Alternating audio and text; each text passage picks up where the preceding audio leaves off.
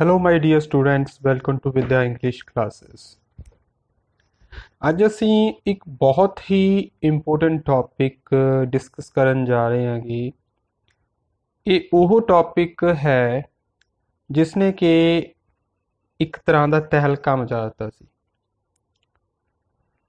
ਅਕਸਰ ਅਸੀਂ ਵੇਖਦੇ ਹਾਂਗੇ ਕਿ ਕੋਈ ਮੂਵੀ ਆਉਂਦੀ ਹੈਗੀ, ਕੋਈ ਪਲੇ ਆਉਂਦਾ ਹੈਗਾ ਜਿਹੜਾ ਕਿ ਇੱਕ ਟ੍ਰੇਡਮਾਰਕ ਸੈੱਟ ਕਰ ਦਿੰਦਾ ਹੈਗਾ, ਬਟ ਬਹੁਤ ਹੀ ਘੱਟ ਫਿਲਾਸਫੀਕਲ ਵਰਕਸ ਹੁੰਦੇ ਨੇਗੇ ਜਿਹੜੇ ਕਿ ਇੱਕ ਟ੍ਰੈਂਡ ਸੈੱਟ ਕਰਦੇ ਨੇਗੇ।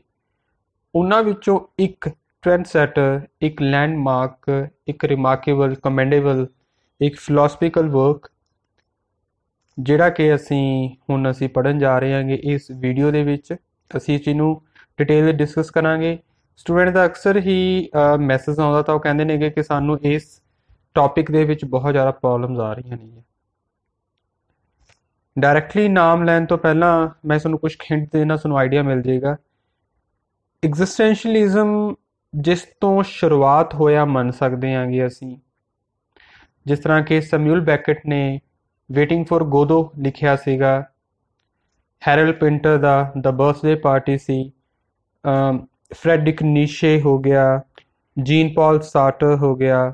ਸੋ ਇਹ ਜੋ ਵੈਲ ਨੋਨ ਰਾਈਟਰਸ ਨੇਗੇ, ਫਿਲਾਸਫਰਸ ਨੇਗੇ, ਇਹਨਾਂ ਨੇ ਆਪਣੀ ਰਾਈਟਿੰਗ ਦੇ ਵਿੱਚ ਐਗਜ਼ਿਸਟੈਂਸ਼ੀਅਲਿਜ਼ਮ ਬਹੁਤ ਜ਼ਿਆਦਾ ਯੂਜ਼ ਕੀਤਾ। ਹੁਣ ਇਹਦੀ ਸ਼ੁਰੂਆਤ ਕਿੱਥੋਂ ਹੋਈ ਐਗਜ਼ਿਸਟੈਂਸ਼ੀਅਲਿਜ਼ਮ ਦੀ? ਪਹਿਲਾਂ ਆਪਾਂ ਐਗਜ਼ਿਸਟੈਂਸ਼ੀਅਲਿਜ਼ਮ ਦੀ ਗੱਲ ਕਰੀਏ। ਜੇ ਆਪਾਂ ਐਗਜ਼ਿਸਟੈਂਸ਼ੀਅਲਿਜ਼ਮ ਕੀ ਹੁੰਦਾ ਹੈਗਾ? ਐਗਜ਼ਿਸਟੈਂਸ਼ੀਅਲਿਜ਼ਮ ਹੁੰਦਾ ਹੈਗਾ, ਸਿੰਪਲ ਦੀ ਲੈਂਗੁਏਜ ਦੱਸ ਦਾਂਗਾ, ਕਿ ਜਿੱਥੇ ਪਰਸਨ ਆਪਣੀ ਐਗਜ਼ਿਸਟੈਂਸ ਦੀ ਗੱਲ ਕਰਦਾ, ਆਪਣੀ ਹੋਂਦ ਦੀ ਗੱਲ ਕਰਦਾ, ਜਿੱਥੇ ਸਾਇੰਟੀਫਿਕ ਲੌਜਿਕਸ, ਇੰਪੀਰੀਸਿਜ਼ਮ, ਰੈਸ਼ਨਲਾਈਜੇਸ਼ਨ ਐਗਜ਼ਿਸਟ ਨਹੀਂ ਕਰਦਾ, ਉੱਥੇ ਇੱਕ ਪਰਸਨ ਦੀ ਜੋ ਫਰੀडम ਹੈ, ਇੱਕ ਪਰਸਨ ਦੀ ਜੋ ਫਰੀ ਵਿਲ ਹੈ, ਉਹ ਜ਼ਿਆਦਾ ਇੰਪੋਰਟੈਂਸ ਰੱਖਦੀ ਹੈਗੀ।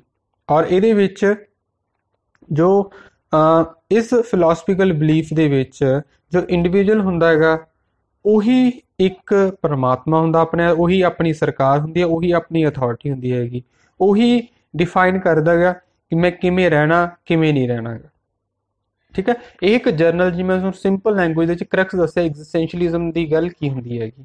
ਸੋ ਹਾਂਜੀ, ਹੁਣ ਉਮੀਦ ਆ ਕਾਫੀ ਨੇ ਹਿੰਟ ਲੈ ਲਿਆ ਹੋਣਾਗਾ ਕਿ ਇਹ work none other than notes from the underground by Fyodor Dostoevsky. So Dostoevsky ਨੇ ਨੋਟਸ ਫਰੋਮ ਦਾ ਅੰਡਰਗਰਾਊਂਡ 1864 ਦੇ ਵਿੱਚ ਲਿਖਿਆ। ਔਰ ਅਗਰ ਆਪਾਂ ਇਸ ਨਾਵਲ ਦੀ ਗੱਲ ਕਰੀਏ, this novel is set in Saint Petersburg, ਜਗ੍ਹਾ ਦਾ ਨਾਮ ਹੈ, and he is a Russian thinker. 19th century ਦੇ ਵਿੱਚ, 19th ਸੈਂਚੁਰੀ ਦੇ ਲਾਸਟ ਵਿੱਚ ਸਾਨੂੰ ਪਤਾ ਹੈਗਾ ਕਿ ਵਿਕਟੋਰੀਅਨ ਏਜ ਇੰਗਲੈਂਡ ਦੇ ਵਿੱਚ, ਚਾਹੇ ਰਸ਼ੀਆ ਦੀ ਗੱਲ ਕਰ ਲਓ, ਚਾਹੇ ਤੁਸੀਂ ਫਰਾਂਸ ਦੀ ਗੱਲ ਕਰ ਲਓ, ਚਾਹੇ ਤੁਸੀਂ ਇੰਗਲੈਂਡ ਦੀ ਗੱਲ ਕਰ ਲਓ, 19th century is the golden period of English literature ਔਰ ਦ ਵਰਲਡ ਲਿਟਰੇਚਰ। ਚਾਹੇ ਕੋਈ ਵੀ ਲਿਟਰੇਚਰ ਹੋਵੇ, ਕਿਸੇ ਵੀ ਕੰਟਰੀ ਦਾ ਹੋਵੇ, 19th ਸੈਂਚੁਰੀ ਇੱਕ ਗੋਲਡਨ ਏਜ ਮੰਨੀ ਜਾਂਦੀ ਹੈਗੀ।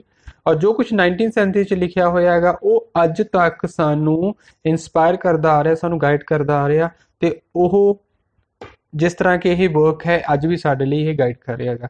ਅਗਰ ਅਸੀਂ ਇਸ ਵਰਕ ਨੂੰ ਪ੍ਰੈਕਟੀਕਲੀ ਕਰਕੇ ਵੇਖੀਏ ਤਾਂ ਸਾਨੂੰ ਇਹਦੇ ਵਿੱਚ ਬਹੁਤ ਕੁਝ ਪਤਾ ਲੱਗਿਆ ਕਿ ਇਹ ਤਾਂ ਬਿਲਕੁਲ ਹੀ ਸਾਡੇ ਵਰਗਾ ਹੈ। ਤੁਸੀਂ ਰੀਸੈਂਟਲੀ MA ਦੇ ਸਿਲੇਬਸ ਦੇ ਵਿੱਚ ਇੱਕ ਟੌਪਿਕ, ਇੱਕ ਵਰਕ ਵੇਟਿੰਗ ਫॉर ਗੋਦੋ ਕੀਤਾ ਸੀਗਾ, that is an existentialist novel. Existentialist novel ਹੈ ਜੀ ਉਹ 'ਚ ਐਬਜ਼ਰਡਿਟੀ ਹੈ, ਲਗਾਤਾਰ ਐਬਜ਼ਰਡਿਟੀ। ਕਿਵੇਂ? ਜਿਵੇਂ ਲੜਕਾ ਮੈਸੇਜ ਆਉਂਦਾ ਹੈਗਾ, Godot is not coming today, he will surely come tomorrow. ਅਸੀਂ ਵੀ ਐਵੇਂ ਹੁੰਦੇ ਹਾਂਗੇ ਕਿ ਅੱਜ ਸਾਨੂੰ ਨਹੀਂ ਕੁਛ ਮਿਲਿਆ ਤਾਂ ਸਾਨੂੰ ਕੱਲ੍ਹ ਨੂੰ ਮਿਲੂਗਾ। ਅਗਰ ਸਾਨੂੰ ਹੁਣ ਸਕਸੈਸ ਨਹੀਂ ਮਿਲੀ, ਸਾਨੂੰ ਅੱਗੇ ਜਾ ਕੇ ਸਕਸੈਸ ਮਿਲੇਗੀ। ਚਲੋ ਹੁਣ ਵੀ ਹੋ ਜਾਊਗਾ, ਹੁਣ ਹੋ ਜਾਊਗਾ, ਹੁਣ ਹੋ ਜਾਊਗਾ। ਸਾਨੂੰ ਇਹ ਨਹੀਂ ਪਤਾ ਲੱਗ ਰਿਹਾ ਹੈਗਾ ਅਸੀਂ ਕੀ ਕਰਨਾ, ਕੀ ਨਹੀਂ ਕਰਨਾ। ਸੋ ਐਗਜ਼ਿਸਟੈਂਸ਼ੀਅਲਿਜ਼ਮ 'ਚ ਅਕਸਰ ਹੀ ਅਸੀਂ ਆਪਣੇ ਆਪ ਨੂੰ ਸਵਾਲ ਕਰਦੇ ਹਾਂ ਕਿ ਵੈਦਰ ਡੂ ਆਈ ਐਗਜ਼ਿਸਟ ਔਰ note, weather is there any meaning of my life ਔਰ ਨੋਟ। ਮੇਰੀ ਜ਼ਿੰਦਗੀ ਦਾ ਮਕਸਦ ਹੈ ਜਾਂ ਨਹੀਂ ਹੈ, ਮੇਰੀ ਜ਼ਿੰਦਗੀ ਦਾ ਕੋਈ ਮਤਲਬ ਹੈ ਜਾਂ ਨਹੀਂ ਹੈ, ਮੈਂ ਐਗਜ਼ਿਸਟ ਕਰਦਾ ਵੀ ਜਾਂ ਨਹੀਂ ਕਰਦਾ ਹੈਗਾ, ਮੈਂ ਆ ਕਰ ਲਾਂ ਜਾਂ ਨਾ ਕਰਾਂ, to be or not to be, to be or not to be. So ਇਹ ਵਰਕ ਫਾਈਦਰ ਦੋਸਤੋਵਸਕੀ ਨੇ ਜਦੋਂ ਲਿਖਿਆ ਸੀਗਾ ਤਾਂ ਉਹਦੀ ਵਾਈਫ ਕਾਫੀ ਜ਼ਿਆਦਾ ਬਿਮਾਰ ਸੀ। ਤੁਸੀਂ ਸਮਝ ਸਕਦੇ ਹੋਗੇ ਕਿ ਕਿਸ ਤਰ੍ਹਾਂ ਦੀ ਰਾਈਟਿੰਗ ਹੋਏਗੀ ਇਹ, ਕਿਸ ਤਰ੍ਹਾਂ ਉਹਦੇ ਮਨ ਹੋਏਗਾ, ਉਹਦਾ ਦਿਮਾਗ ਹੋਏਗਾ, ਸੋਚ ਹੋਏਗੀ ਜਦੋਂ ਇਹ ਵਰਕ ਲਿਖਿਆ ਜਾ ਰਿਹਾ ਸੀ। ਇਸੇ ਕਰਕੇ ਉਸਨੇ ਖੁਦ ਆਪਣੀ ਇਸ ਬੁੱਕ ਦੇ ਵਿੱਚ ਕੀ ਲਿਖਿਆ ਸੀਗਾ, it will be a powerful and candid piece, it will be truth, ਕਿ ਇਹ ਵਾਕਈ ਇੱਕ ਸ਼ਾਨਦਾਰ ਵਰਕ ਹੋਏਗਾ, ਇਹ ਸੱਚਾਈ ਹੋਏਗੀ। ਨਾਲ ਨਾਲ ਉਸਨੇ ਇਹ ਗੱਲ ਵੀ ਕਹੀ ਸੀ, ਮੈਂ ਵਰਕ ਲਿਖ ਰਿਹਾ ਹਾਂਗਾ, ਇਹ ਫਿਕਸ਼ਨ ਲਿਖ ਰਿਹਾ ਹਾਂਗਾ, it is a novel actually, ਜੋ ਮੈਂ ਨੋਵਲਾਂ ਲਿਖ ਰਿਹਾ ਹਾਂਗਾ, ਮੈਂ ਫਿਕਸ਼ਨ ਲਿਖ ਰਿਹਾ ਹਾਂਗਾ, ਇਹ ਮੈਂ ਕਿਸੇ ਆਡੀਅנס ਦੇ ਵਾਸਤੇ ਨਹੀਂ ਲਿਖਿਆ, ਰੀਡਰ ਵਾਸਤੇ ਨਹੀਂ ਮੈਂ ਲਿਖ ਰਿਹਾ ਹੈਗਾ। ਮੈਂ ਸਿਰਫ ਆਪਣੇ ਆਪ ਦੱਸਣਾ ਚਾਹੁੰਦਾ ਕਿ what is truth, what is reality. So ਇਹ ਜਿਹੜਾ ਵਰਕ ਹੈ ਤੁਸੀਂ ਵੇਖ ਸਕਦੇ ਹੋਗੇ, ਤੁਹਾਨੂੰ ਤੁਹਾਡੀ ਸਕਰੀਨ ਦੇ ਉੱਪਰ ਵੀ ਵਿਖ ਰਿਹਾ ਹੈਗਾ। ਕੁਛ ਥੀਮ ਦੀ ਗੱਲ ਕਰੀਏ ਇਹਦੇ ਵਿੱਚ, ਉਹ absurdity, isolation, radical freedom, personal freedom ਦੇ ਥੀਮ ਨੂੰ ਐਕਸਪਲੋਰ ਕਰਦਾ ਹੈਗਾ। ਔਰ ਇਹ ਇਸਨੇ ਹੀ 19th ਸੈਂਚੁਰੀ ਦੇ ਵਿੱਚ ਐਗਜ਼ਿਸਟੈਂਸ਼ੀਅਲਿਜ਼ਮ ਨੂੰ ਯੂਜ਼ ਕੀਤਾ। ਚਾਹੇ ਵਰਡ ਸਭ ਤੋਂ ਪਹਿਲਾਂ ਇਸਨੇ ਨਹੀਂ ਸੀ ਯੂਜ਼ ਕੀਤਾ, ਚਾਹੇ ਇਸਨੇ, ਬਟ ਜੋ ਥਿਓਰੀ ਹੈ ਪਿਓਰਲੀ ਇਸੇ ਦੁਆਰਾ ਹੀ ਦਿੱਤੀ ਗਈ, ਆਪਾਂ ਕਹਿ ਸਕਦੇ ਹਾਂ ਕਿ, ਤੇ ਇਸੇ ਦੀ ਬਦੌਲਤ ਹੀ ਇਸੇ ਵਰਕ, ਇਹ ਇੱਕ ਫੋਰ ਰਨਰ ਹੈ ਇਹ ਜੀ, ਜੋ ਇਹ ਜੋ ਵਰਕ ਹੈ notes from the underground is the predecessor of all those works which are confessional। so जो confessional poetry, confessional works जिन्हें भी लिखे गए ने, चाहे नॉवल है, चाहे वो स्टोरी है, चाहे वो पोइट्री है, जिवें सिल्विया प्लैथ दी confessional poetry है, उस ਅਸੀਂ ਕਹਿ ਸਕਦੇ ਹਾਂਗੇ ਕਿ ਇਸ existentialist work notes from the underground ਤੋਂ ਦਾ ਹੀ ਇੱਕ ਇਮੀਟੇਟਡ ਵਰਜ਼ਨ ਹੈਗਾ। ਜਿਵੇਂ ਉਹਨੇ ਕੀ ਲਿਖਿਆ, ਇੱਕ ਦੋ ਗੱਲਾਂ ਲਿਖੀਆਂ ਨੇ, ਟੂ ਲਵ ਇਜ਼ ਟੂ ਸਫਰ and there can be no love otherwise। ਕਹਿੰਦੇ ਪਿਆਰ ਕਰਨ ਦਾ ਮਤਲਬ ਸਫਰ ਕਰਨਾ ਹੁੰਦਾ ਹੈਗਾ, ਦੁੱਖ ਝੱਲਣਾ ਹੁੰਦਾ ਹੈਗਾ, ਅਦਰਵਾਈਜ਼ ਜਦੋਂ ਤੱਕ ਤੁਸੀਂ ਪਿਆਰ ਨਹੀਂ ਕਰੋਗੇ ਉਦੋਂ ਤੱਕ ਤੁਸੀਂ ਸਫਰ ਨਹੀਂ ਕਰੋਗੇ, ਜੇ ਸਫਰ ਨਹੀਂ ਕਰੋਗੇ ਤਾਂ ਤੁਸੀਂ ਪਿਆਰ ਨਹੀਂ ਹੈਗਾ ਤੁਹਾਡੇ ਵਿੱਚ। ਠੀਕ ਹੈ ਜੀ। ਸੋ ਇੱਕ ਦੋ ਕੋਟਸ ਹੋਰ ਲਿਖੀਆਂ ਹੋਈਆਂ ਨੇਗੀਆਂ ਤੁਹਾਡੇ ਵਾਸਤੇ, ਨੂੰ ਜੇ ਸਮਝ ਲਿਖੋਗੇ, ਇਸ ਨੂੰ ਰੀਡ ਕਰੋਗੇ, ਸਮਝਣ ਦੀ ਕੋਸ਼ਿਸ਼ ਕਰੋਗੇ, ਤੁਹਾਨੂੰ ਨਾਲ ਦੀ ਨਾਲ ਇੱਕ ਆਈਡੀਆ ਮਿਲਦਾ ਰਹੇਗਾ। ਹੋਰ ਜੋ ਕੁਛ ਹੈਗੇ ਨੇਗੇ ਇਸ ਵਰਕ ਦੇ ਵਿੱਚ ਉਹ ਆਪਾਂ ਗੱਲ ਕਰਾਂਗੇ। ਹੁਣ ਜੋ ਆਪਾਂ ਨੈਕਸਟ ਗੱਲ ਕਰੀਏ, ਇਹਦੇ ਵਿੱਚ ਐਗਜ਼ਿਸਟੈਂਸ਼ੀਅਲਿਸਟ ਵਰਕ ਹੈ, ਜਿਵੇਂ ਤੁਹਾਡੇ ਨਾਲ ਗੱਲ ਕੀਤਾ ਸੀਗਾ ਕਿ it is considered, notes from underground is considered one of the very first existentialist work। ਸੋ ਐਗਜ਼ਿਸਟੈਂਸ਼ੀਅਲਿਜ਼ਮ ਦੀ ਇੱਕ ਡੈਫੀਨੇਸ਼ਨ ਦਿੱਤੀ ਹੋਈ ਹੈਗੀ ਜੋ ਕਿ ਵਿਕੀਪੀਡੀਆ ਤੋਂ ਹੈ, ਇਹਨੂੰ ਰੀਡ ਕਰਨੀ ਹੈਗੀ। ਮੈਂ ਆਈਡੀਆ ਤੁਹਾਨੂੰ ਮੈਂ ਕਰੈਕਸ ਦੇ ਚੁੱਕਿਆ ਹਾਂ। 19th ਸੈਂਚੁਰੀ ਸਟਾਰਟ ਹੋਇਆ ਸੀ, ਇਹਦੇ ਵਿੱਚ ਇੰਡੀਵਿਜੂਅਲਿਜ਼ਮ ਹੀ ਸੀਗਾ। ਇੰਡੀਵਿਜੂਅਲ ਕਿਵੇਂ ਫੀਲ ਕਰਦਾ, ਕਿਵੇਂ ਐਕਟ ਕਰਦਾ ਗਾ, ਕਿਵੇਂ ਉਹ ਇੱਕ ਜ਼ਿੰਦਗੀ ਬਿਤਾ ਰਿਹਾ, ਇਹ ਜ਼ਿਆਦਾ ਮਾਇਨੇ ਰੱਖਦਾ ਸੀਗਾ।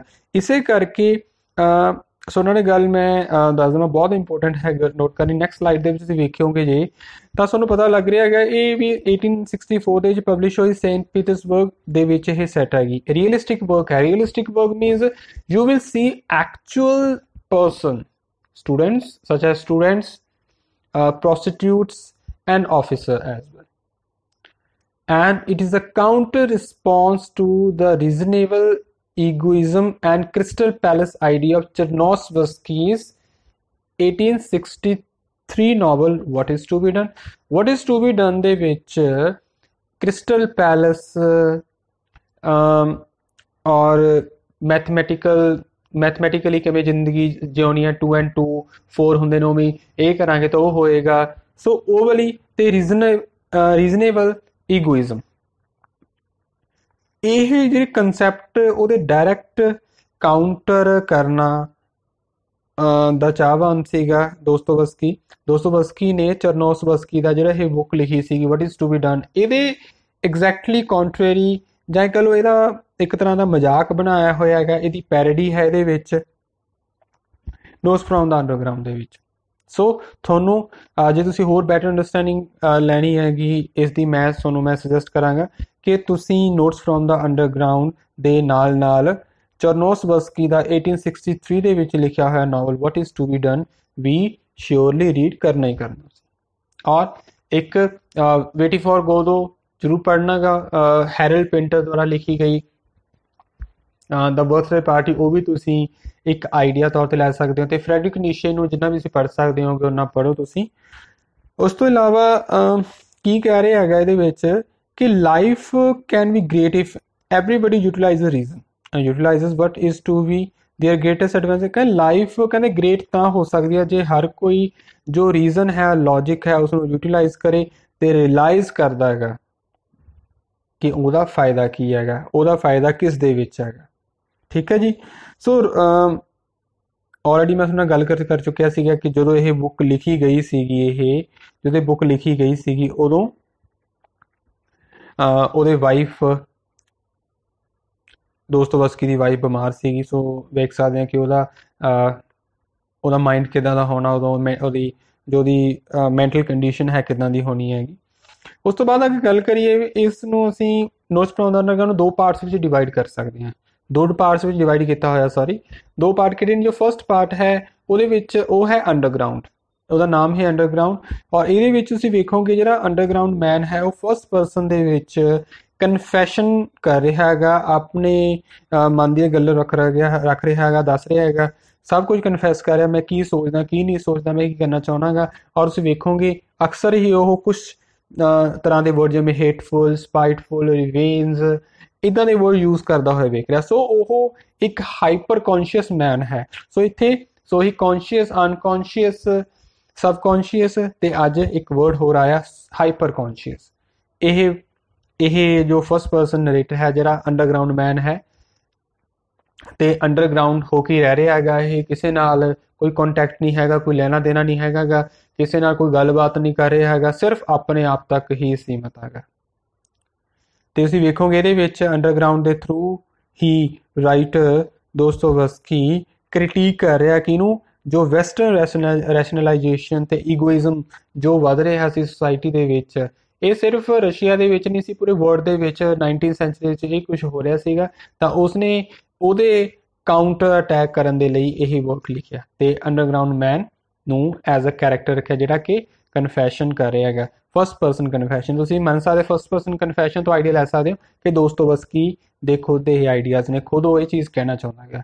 ਦ second part is apropos of the wet snow. ਇਹਦੇ ਵਿੱਚ ਤੁਸੀਂ ਵੇਖੋਗੇ ਕਿ ਅੰਡਰਗਰਾਊਂਡ ਮੈਨ ਦੀ ਜੋ ਫਿਲਾਸਫੀ ਹੈਗੀ ਉਹ ਕਿਵੇਂ ਉਸ ਨੂੰ ਵਾਕਈ ਉਹ ਯੂਜ਼ ਕਰ ਰਿਹਾ ਜਾਂ ਨਹੀਂ ਕਰ ਰਿਹਾ ਹੈਗਾ। ਫਸਟ ਪਾਰਟ ਤੁਸੀਂ ਫਿਲਾਸਫੀ ਵੇਖੋਗੇ, ਕਨਫੈਸ਼ਨਸ ਵੇਖੋਗੇ, ਕੁਝ ਆਈਡੀਆਜ਼ ਵੇਖੋਗੇ, ਤੁਸੀਂ ਫੰਡਾਮੈਂਟਲਸ ਵੇਖੋਗੇ, ਜੋ ਗੱਲ ਕਰ ਰਿਹਾ ਮੈਨੂੰ ਆਹ ਚੀਜ਼ ਲੱਗਦੀ, ਆਹ ਚੀਜ਼ ਐਂ ਹੋਣੀ ਚਾਹੀਦੀ ਨਹੀਂ ਹੋਣੀ ਚਾਹੀਦੀ, ਤੇ ਉਹ ਚੀਜ਼ ਨੂੰ ਆਪਾਂ ਵੇਖਾਂਗੇ ਕਿ weather he is applying all those fundamentals on in his real life or not. So in the second part he is associated with, or he comes in direct conversation with officer Verkov Liza. So कौन है, ਇਹਨੂੰ ਆਪਾਂ ਅੱਗੇ ਜਾ ਕੇ detail ਦੇ ਵਿੱਚ ਪੜਾਂਗੇ। ਹਾਂਜੀ ਆਪਾਂ ਅੱਗੇ ਵਧਦੇ ਹਾਂ। ਅੰਡਰਗਰਾਊਂਡ ਮੈਨਸ ਫੰਡਾਮੈਂਟਲ ਕੈਨਨਸ ਇਨ ਪਾਰਟ 1। ਸੋ ਉਹਦੇ ਫੰਡਾਮੈਂਟਲ ਕੈਨਨ ਕੀ ਨੇ, ਉਹ ਕੀ ਕਹਿੰਦਾ? ਸਭ ਤੋਂ ਪਹਿਲਾਂ ਤਾਂ ਉਹ ਕਹਿੰਦਾ ਫਰੀਡਮ ਓਵਰ ਰੀਜ਼ਨ। ਕਹਿੰਦੇ ਸਾਡੀ ਫਰੀਡਮ ਹੋਣੀ ਚਾਹੀਦੀ ਆ, ਕੋਈ ਲੌਜਿਕ ਵਗੈਰਾ ਦੀ ਗੱਲ ਨਹੀਂ ਕਰਨੀ ਚਾਹੀਦੀ, ਜੇ ਆਹ ਹੋਊਗਾ ਇਹ ਹੋਗਾ 2 and 2 ਮੇਕ 4 ਵਾਲੀ ਗੱਲ, ਕੋਈ ਫਿਲੋਸਫੀ ਵਾਲੀ ਗੱਲ ਨਹੀਂ ਕਰਨੀ ਕਿ ਆਪਾਂ ਨੇ ਕੋਈ ਸਾਇੰਟੀਫਿਕ ਰੀਜ਼ਨ ਨਹੀਂ ਲੈ ਕੇ ਆਉਣਾ। ਸਿੱਧੀ ਜਿਹੀ ਗੱਲ ਆ, ਬੰਦਾ ਫਰੀ ਹੋਣਾ ਚਾਹੀਦਾ। ਕਿਵੇਂ? ਉਹ ਕਹਿੰਦਾ ਹੈਗਾ ਕਿਉਂ ਜਿਵੇਂ ਸਾਇੰਸ ਸਾਨੂੰ ਕੀ ਕਰਦੀ ਹੈਗੀ, ਉਹ ਕਹਿੰਦਾ ਸਾਇੰਸ ਸਾਨੂੰ ਬਣਾਤਾ ਕਿ ਵੀ ਇਨਸਾਨ ਤਾਂ ਸਿਰਫ ਇੱਕ ਪਿਆਨੋ ਕੀ ਹੈਗਾ, ਜੇ ਇਹ ਕੀ ਵਜਾਓਗੇ, ਇਹ ਬਟਨ ਦੱਬੋਗੇ ਤਾਂ ਆਹ ਆਵਾਜ਼ ਆਏਗੀ, ਐਂ ਕਰੋਗੇ ਤਾਂ ਆਹ ਹੋਊਗਾ, ਨਹੀਂ। ਸੋ ਉਹ ਅੰਡਰਗਰਾਊਂਡ ਮੈਨ ਕ੍ਰਿਟੀਸਾਈਜ਼ ਕਰ ਰਿਹਾ ਕਿ ਇਨਸਾਨ ਸਾਇੰਸ ਵਾਂਗ ਨਹੀਂ ਹੈਗਾ। ਸੌਰੀ, ਜਿਵੇਂ ਸਾਇੰਸ ਕਹਿੰਦੀ ਹੈਗੀ ਵੀ ਇਨਸਾਨ ਇੱਕ ਪਿਆਨੋ ਕੀ ਵਰਗਾ ਹੈ, ਉਹ ਨਹੀਂ ਹੈਗਾ, ਮਸ਼ੀਨ ਨਹੀਂ ਹੈਗਾ, ਰੋਬੋ ਨਹੀਂ ਹੈਗਾ ਇਨਸਾਨ। Why systematising human conduct we lose our opportunity, our embodiment, our singularity. ਕਹਿੰਦੇ ਜਦੋਂ ਨਾ ਅਸੀਂ ਆਪਾਂ ਆਪਦੇ ਬਿਹੇਵੀਅਰ ਨੂੰ ਸਿਸਟਮੈਟਾਈਜ਼ ਕਰਨਾ ਚਾਹੁੰਦੇ ਹੈਗੇ, ਜਿਵੇਂ ਕਹਿੰਦੇ ਫਾਰਮਲ ਹੋਣਾ ਚਾਹੁੰਦੇ ਹਾਂ ਕਿ ਵੀ ਸਾਨੂੰ ਕਹਿੰਦੇ ਵੀ ਤੁਸੀਂ ਐਂ ਨਹੀਂ ਕਰਨਾਗਾ, ਆਹ ਕਰਨਾਗਾ। ਅਕਸਰ ਹੀ ਜਿਵੇਂ ਆਪਾਂ ਗੱਲ ਕਰੀਏ ਇੱਥੇ ਨਿਊ ਕਲਾਸੀਕਲ ਏਜ ਦੇ ਵਿੱਚ ਅਲੈਗਜ਼ੈਂਡਰ ਪੋਪ, ਡਰਾਈਡਨ ਦੀ ਗੱਲ ਕਰੀਏ ਤਾਂ ਉਹ ਨਾ ਸਿਸਟਮੈਟਾਈਜ਼ ਕਰ ਰਹੇ ਸੀਗੇ, ਪੋਇਟਰੀ ਡਿਕਸ਼ਨ ਯੂਜ਼ ਕਰ ਰਹੇ ਸੀਗੇ, ਪੋਇਟਰੀ ਲੈਂਗੁਏਜ ਐਂ ਹੋਣੀ ਚਾਹੀਦੀ ਹੈਗੀ, ਐਂ ਨਹੀਂ ਹੋਣੀ ਚਾਹੀਦੀ, ਇੰਨੀ ਇੱਕ ਲਾਈਨ ਦੇ ਵਿੱਚ ਇੱਕ ਪੋਇਮ ਇੰਨੇ ਸਟਾਂਜ਼ਾ ਦੀ, ਇੱਕ ਸਟਾਂਜ਼ਾ ਵਿੱਚ ਇੰਨੀਆਂ ਲਾਈਨਸ ਹੋਣੀਆਂ ਚਾਹੀਦੀਆਂ ਨਹੀਂ। ਉਵੇਂ ਹਿਊਮਨ ਜੋ ਬਿਹੇਵੀਅਰ ਹੈ ਉਹ ਸਿਸਟਮੈਟਾਈਜ਼ ਨਹੀਂ ਹੋ ਸਕਦਾ ਹੈਗਾ। ਉਹ ਕੀ ਹੈ, ਉਹਦਾ ਇੱਕ ਸਟਰੀਮ ਹੈ ਹਿਊਮਨ ਜੋ ਬਿਹੇਵੀਅਰ ਹੈ। ਤਾਂ ਇਹ ਕੁਛ ਕਿਸ ਟਾਈਮ ਦੇ ਵਿੱਚ ਫਿਲੋਸਫੀਜ਼ ਆ ਰਹੀਆਂ ਜਿਹੜੇ ਕਿ ਇਨਸਾਨ ਨੂੰ ਕਹਿ ਰਹੀਆਂ ਸੀਗੀਆਂ ਵੀ ਤੁਸੀਂ ਆਪਣੇ ਕੰਡਕਟ ਨੂੰ, ਆਪਣੇ ਬਿਹੇਵੀਅਰ ਨੂੰ ਸਿਸਟਮੈਟਾਈਜ਼ ਕਰਨਾ, ਜਿਹੜਾ ਕਿ ਗਲਤ ਹੈਗਾ। ਕਿਉਂ? ਅਗਰ ਇਹ ਕਰਾਂਗੇ ਤਾਂ ਇੱਕ ਇਨਸਾਨ ਆਪਣੀ ਸਿੰਗੂਲੈਰਿਟੀ ਗਵਾ ਦਿੰਦਾ ਹੈਗਾ। ਸਾਰਟਰ ਨੇ ਜਿਵੇਂ ਕਿਹਾ ਸੀਗਾ, ਜੀਨ ਪੌਲ ਸਾਰਟਰ ਨੇ ਕੀ ਕਿਹਾ ਸੀਗਾ, all materialistic philosophies create man as an object of stone। ਕਹਿੰਦੇ ਜਿੰਨੀਆਂ ਵੀ ਮਟੀਰੀਅਲਿਸਟਿਕ ਫਿਲਾਸਫੀ ਨੇ, ਜਿਵੇਂ ਯੂਟਿਲਿਟੇਰੀਅਨਿਜ਼ਮ, ਜਿਹੜਾ ਕਿ ਤੁਸੀਂ ਹਾਰਡ ਟਾਈਮ ਦੇ ਵਿੱਚ ਪੜ੍ਹਿਆ, ਯੂਟਿਲਿਟੇਰੀਅਨ ਦਾ ਕਨਸੈਪਟ ਪੜ੍ਹਿਆ ਹੈਗਾ। ਉਹ ਕਹਿੰਦੇ ਜਿੰਨੇ ਵੀ ਕਨਸੈਪਟ ਨੇ, ਜਿੰਨੇ ਵੀ ਫਿਲਾਸਫੀਜ਼ ਨੇ, ਮਟੀਰੀਅਲਿਸਟਿਕ ਬੇਸ ਨੇ, ਉਹ ਇੱਕ ਇਨਸਾਨ ਨੂੰ ਸਿਰਫ ਇੱਕ ਆਬਜੈਕਟ ਬਣਾਉਂਦੀਆਂ ਨੇ, ਇੱਕ ਪੱਥਰ ਵਾਂਗ ਬਣਾਉਂਦੀਆਂ ਨੇ। ਬਲਕਿ ਇਨਸਾਨ ਕੀ ਹੈਗਾ, ਇਨਸਾਨ ਤਾਂ ਮਿਸਟੀਰੀਅਸ ਹੁੰਦੇ ਨੇਗੇ, ਉਹਨੂੰ ਸਮਝਣਾ ਬਹੁਤ ਮੁਸ਼ਕਿਲ ਹੁੰਦਾ ਹੈਗਾ। ਤੇ ਇਸ ਤੋਂ ਇਲਾਵਾ ਸਾਨੂੰ ਸਭ ਕੁਝ ਪਤਾ ਹੁੰਦਾ ਹੈਗਾ ਕਿ ਅਸੀਂ ਕਿਸ ਚੀਜ਼ ਤੋਂ ਫਾਇਦਾ ਲੈਣਾ ਹੈਗਾ, ਠੀਕ ਹੈ ਜੀ।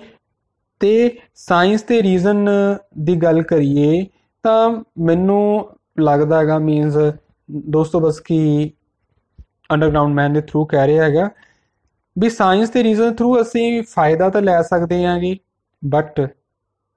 ਬਟ ਇਹਦੇ ਨਾਲ ਬੰਦੇ ਦੀ ਜੋ ਮੈਂਟੈਲਿਟੀ ਹੈ, ਜੋ ਉਹਦਾ ਬਿਹੇਵੀਅਰ ਹੈ, ਕੰਡਕਟ ਹੈ, ਉਹ ਕੀ ਹੋ ਜਾਏਗਾ, ਸਿਸਟਮੇਟਾਈਜ਼ ਹੋ ਜਾਏਗਾ। ਤੇ ਸਿਸਟਮੇਟਾਈਜ਼ ਕਰਨ ਦਾ ਮਤਲਬ ਕੀ ਹੈ, ਇੱਕ ਇਨਸਾਨ ਦੀ ਸਿੰਗੂਲੈਰਿਟੀ ਨੂੰ, ਉਹਦੀ ਆਜ਼ਾਦੀ ਨੂੰ ਗਵਾਉਣਾ ਹੁੰਦਾ ਹੈਗਾ। ਉਸ ਤੋਂ ਬਾਅਦ ਗੱਲ ਕਰੀਏ,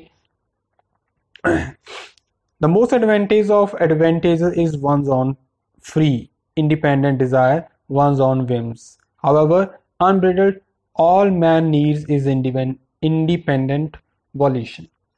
ਸੋ ਸਾਫ਼ ਗੱਲ ਕੀ ਕਹੀ ਹੋਈ ਹੈਗੀ ਕਿ ਜੋ ਸਭ ਤੋਂ ਵੱਡਾ ਐਡਵਾਂਟੇਜ ਹੈ, ਸਾਰੇ ਫਾਇਦਿਆਂ ਦਾ ਇੱਕ ਵੱਡਾ ਫਾਇਦਾ ਕੀ ਹੈ ਕਿ ਇੱਕ ਇਨਸਾਨ ਫ੍ਰੀ ਹੋਣਾ ਚਾਹੀਦਾ, ਇੰਡੀਪੈਂਡੈਂਟ ਡਿਜ਼ਾਇਰ ਹੋਣੀ ਚਾਹੀਦੀ, ਆਪਣੀ ਉਹਦੀ ਇੱਛਾਵਾਂ, ਆਪਣੇ ਪੈਸ਼ਨ ਹੋਣੇ ਚਾਹੀਦੇ ਨੇਗੇ। ਇੱਕ ਇਨਸਾਨ ਨੂੰ ਕੀ ਚਾਹੀਦਾ, ਸਿਰਫ ਇੰਡੀਪੈਂਡੈਂਟ ਵੋਲਿਊਸ਼ਨ ਚਾਹੀਦੇ ਹੈ, ਇੰਡੀਪੈਂਡੈਂਟ ਆਜ਼ਾਦੀ ਚਾਹੀਦੀ ਹੈਗੀ, ਇੰਡੀਪੈਂਡੈਂਟ ਆਈਡੀਆਜ਼ ਚਾਹੀਦੇ ਨੇਗੇ। ਸੋ ਇਹ ਐਗਜ਼ਿਸਟੈਂਸ਼ੀਅਲਿਸਟ ਫਿਲਾਸਫੀ ਹੈ। ਉਸ ਤੋਂ ਬਾਅਦ ਉਹ ਗੱਲ ਕਰ ਰਿਹਾ ਹੈਗਾ ਕਿ ਸਾਨੂੰ ਸਭ ਤੋਂ ਜ਼ਿਆਦਾ ਡਿਜ਼ਾਇਰ ਕੀ ਕਰਨ ਦੀ ਲੋੜ ਹੈ, what we desire most is to have the right to desire, ਕਿ ਸਾਨੂੰ ਸਭ ਤੋਂ ਵੱਡੀ ਇੱਛਾ ਹੀ ਹੋਣੀ ਚਾਹੀਦੀ ਹੈ ਕਿ ਸਾਨੂੰ ਇੱਛਾ ਕਰਨ ਦੀ ਇੱਛਾ ਹੋਵੇ ਸਾਡੇ ਕੋਲੇ। ਸਭ ਤੋਂ ਵੱਡੀ ਇੱਛਾ ਕੀ ਹੈ ਹੋਣੀ ਚਾਹੀਦੀ ਹੈ ਸਾਡੇ ਕੋਲੇ, ਸਭ ਤੋਂ ਵੱਡੀ ਇੱਛਾ ਕੀ ਹੋਣੀ ਚਾਹੀਦੀ ਹੈ ਕਿ ਇੱਛਾਵਾਂ ਰੱਖਣ ਦਾ ਅਧਿਕਾਰ ਹੋਵੇ ਸਾਡੇ ਕੋਲੇ।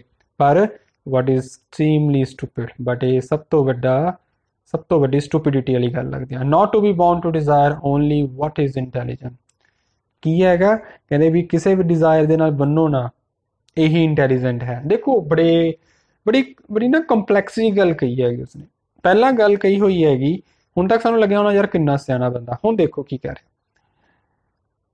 ਕਿ ਸਭ ਤੋਂ ਵੱਡੀ ਇੱਛਾ ਸਾਡੀ ਕੀ ਹੁੰਦੀ ਹੈਗੀ ਕਿ ਸਾਡੇ ਕੋਲ ਇੱਛਾਵਾਂ ਰੱਖਣ ਦਾ ਅਧਿਕਾਰ ਹੋਵੇ। ਪਰ ਕਹਿੰਦੀ ਇਹੀ ਗੱਲ, ਇੱਛਾ ਰੱਖਣੀ ਹੀ ਸਭ ਤੋਂ ਵੱਡੀ ਸਟੂਪਿਡਿਟੀ ਹੈਗੀ।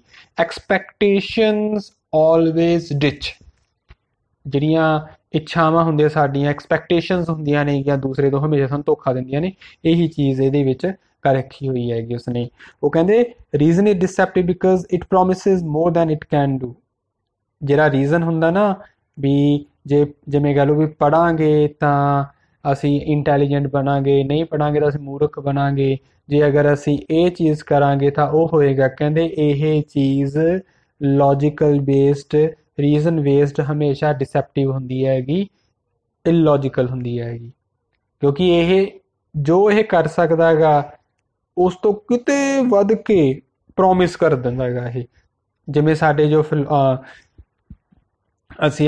ਕੁਛ ਸਾਡੇ ਜੋ ਰਿਲੀਜੀਅਸ ਥਿੰਕਰ ਨੇਗੇ, ਜਿਹੜੇ ਕਿ ਸਿਰਫ ਬਾਹਰੋਂ ਦਿਖਾਉਣ ਵਾਸਤੇ ਉਹ ਚੰਗੇ ਨੇ, ਪਰ ਅੰਦਰੋਂ ਦੇ ਗੱਲ ਕਰੀਏ ਵੀ ਉਹ ਵੀ ਸੈਲਫ ਸੈਂਟਰਡ ਨੇਗੇ, ਹੈ ਨਾ ਜੀ। ਬਹੁਤ ਸਾਰੇ ਜਿਹੜੇ ਸਾਡੇ ਪੋਲੀਟੀਸ਼ੀਅਨਸ ਨੇਗੇ, ਸੋ ਚਾਹੇ ਪੋਲੀਟੀਸ਼ੀਅਨ ਦੀ ਗੱਲ ਕਰ ਲਓ, ਚਾਹੇ ਰਿਲੀਜੀਅਸ ਥਿੰਕਰਸ ਦੀ ਗੱਲ ਕਰ ਲਓ, ਸਾਰੇ ਦੇ ਸਾਰੇ ਕੀ ਆ, ਸਾਨੂੰ ਉਹ ਇੱਛਾਵਾਂ ਦਿਖਾਉਂਦੇ ਨੇ, ਯੂਟੋਪੀਅਨ ਕਨਸੈਪਟ ਲੈ ਕੇ ਦਿਖਾਉਂਦੇ ਨੇਗੇ ਵੀ ਐਂ ਵੀ ਪੁੰਨ ਕਰੋਗੇ ਸਵਰਗ ਜਾਊਗਾ, ਇੱਥੇ ਸੇਵਾ ਕਰੋ ਐਂ ਹੋਏਗਾ। ਸੋ ਉਹ ਸਾਡੇ ਨਾਲ ਵੱਡੇ ਵੱਡੇ ਵਾਅਦੇ ਕਰਦੇ ਨੇਗੇ, ਪਰ ਉਹ ਚੀਜ਼ ਨੂੰ ਪੂਰਾ ਹੀ ਨਹੀਂ ਕਰ ਸਕਦੀ। ਉਹੀ ਚੀਜ਼ ਇੱਥੇ ਅੰਡਰਗਰਾਊਂਡ ਮੈਨ ਦੱਸ ਰਿਹਾ ਹੈਗਾ। ਉਹਦੀ ਨੈਕਸਟ ਪੁਆਇੰਟ ਦੀ ਗੱਲ ਕਰੀਏ ਇਹਦੇ ਵਿੱਚ, ਹੁਣ ਉਹ ਦਰਦ ਦੀ ਗੱਲ ਕਰ ਰਿਹਾ, ਜਿਵੇਂ ਸਿਲੀ ਪਲੈਜ਼ਰ ਇਨ ਟੌਰਮੈਂਟ, ਵੀ ਦੁੱਖ ਦੇ ਵਿੱਚ ਖੁਸ਼ੀ ਮਿਲਣਾ ਕਿਵੇਂ। ਸੋ ਇਹਦੇ ਵਿੱਚ ਜਿਵੇਂ ਉਹ ਨਾ ਐਗਜ਼ਾਮਪਲ ਦੇ ਰਿਹਾ ਵੀ ਮੇਰਾ ਜਿਹੜਾ ਦੰਦ ਹੈ ਮੇਰਾ ਦਰਦ ਕਰ ਰਿਹਾ ਹੈਗਾ, ਉਹ ਕੁਰਲਾ ਰਿਹਾ ਹੈਗਾ, ਰੋ ਰਿਹਾ ਹੈਗਾ।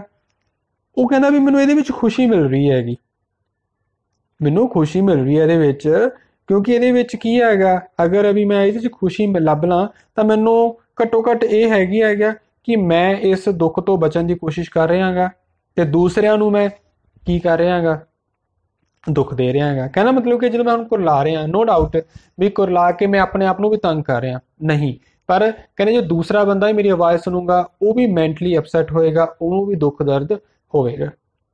ਠੀਕ ਹੈ, it is a mentality of disdain in the event that they are enduring they need others to feel their suffering.